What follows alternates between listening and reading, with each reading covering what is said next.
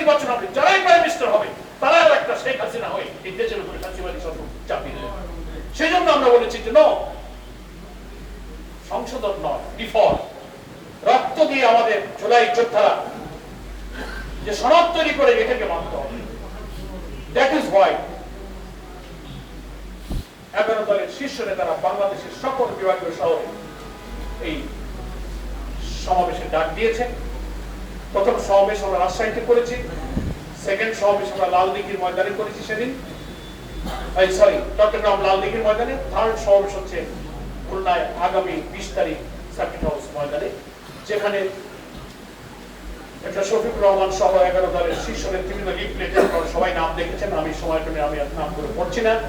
ইনশাআল্লাহ সবাই সেখানে উপস্থিত থাকবেন এবং বক্তব্য। এর সঙ্গে যুক্ত হয়েছে সাম্প্রতিক যে সমস্ত জনদুর্ভোগ, ক্ষমতায় এসে আপনারা দেখেছেন বিস্ময়ের সাথে মানে সংসদ গঠিত হয়ে পারে নাই, কেবল নির্বাচন হয়েছে।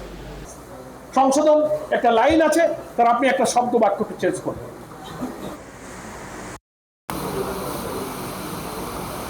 আর সংস্কার, সংবিধানের কাঠামো পরিবর্তন, আইডিয়া পরিবর্তন, চেতনা পরিবর্তন, দৃষ্টিভঙ্গি পরিবর্তন, ইডিওলজি পরিবর্তন হবে।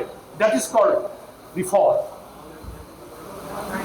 এখন দুইটা জায়গায় বিএনপি বাংলাদেশের মানুষকে ভুল বোঝাতে চায়। সংবিধান আর সংস্কার দুইটাকে গুলায় ফেলছেন, আর হচ্ছে জুলাই সনদ আর গণভোট দুটাকে আলাদা করে ফেলেন বাংলাদেশের সহজ সরল মানুষ। কিন্তু এখন মানুষ কিন্তু বুঝে ফেলছে বাংলাদেশের সংবিধান, আইন কানুন শুধু সরকারি দলের মন্ত্রীদের কাছে নেই, সবার কাছেই আছে। বাংলাদেশের আইনজ্ঞ, বিশেষজ্ঞ, লিগাল এক্সপার্ট, কনস্টিটিউশন এক্সপার্ট, বড় বড় জুডিশিয়ারি যারা আছেন তারা সবাই গোল টেবিলে আলোচনা করে বলছেন যে না, গণভোট আমাদের কার্যকর করতে হবে না।